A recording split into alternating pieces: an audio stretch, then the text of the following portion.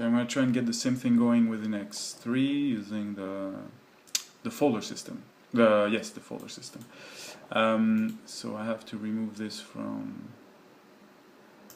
the folder it's already in, and I'm going to insert it in a new track folder, and then I'm going to add tracks within that new made folder, I guess, right? Actually, this one is not in the folder yet, so I have to move it to the folder and then insert tracks over there. Alright, so it's like, okay, I'm gonna select quickly a little spot to play with. Loop section. Actually, I'm going to select it first and then loop it. Yeah. Alright, this is the original little loop. Alright. So already, one thing to me that's like, it's like I have to like define the size for everything. So it's a bit already, okay, whatever. It's a lot of things to do that was done automatically before. But let's try and remain happy and creative, I guess.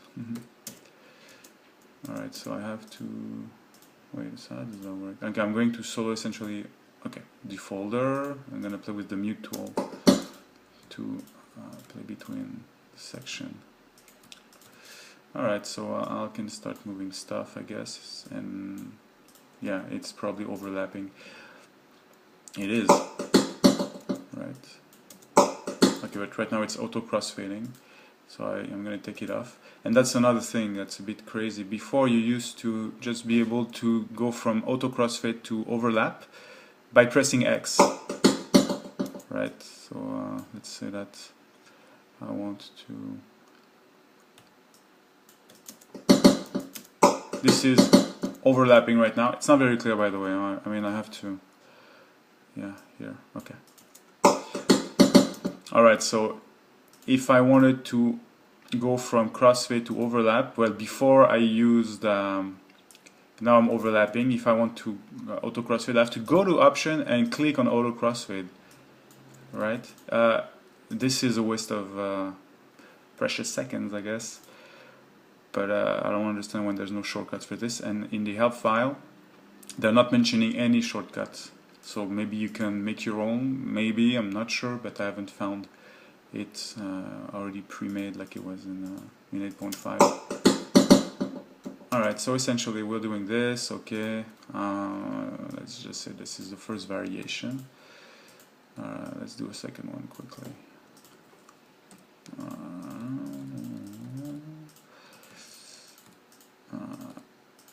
I don't know why everything is flashing. It's a bit distracting, gotta tell you. This is again auto crossfade. I don't want the crossfade.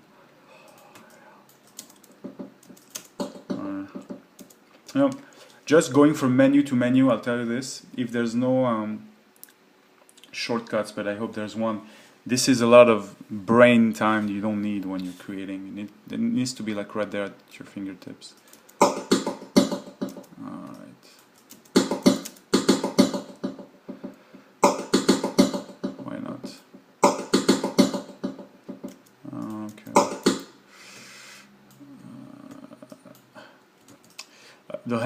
The handle is, to me, it's a bit restricting.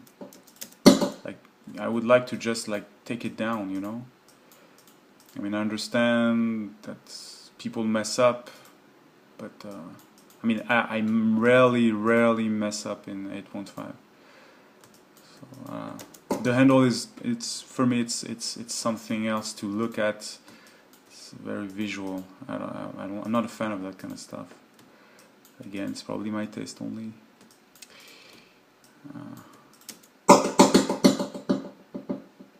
Okay, everything's playing. I gotta mute this.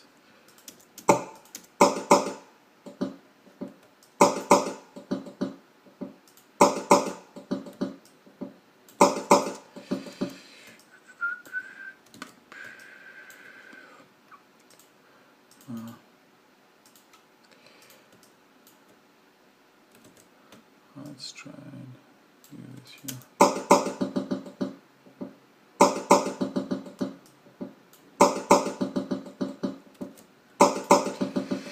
Anyway,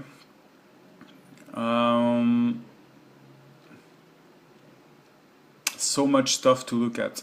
So many buttons. Wow.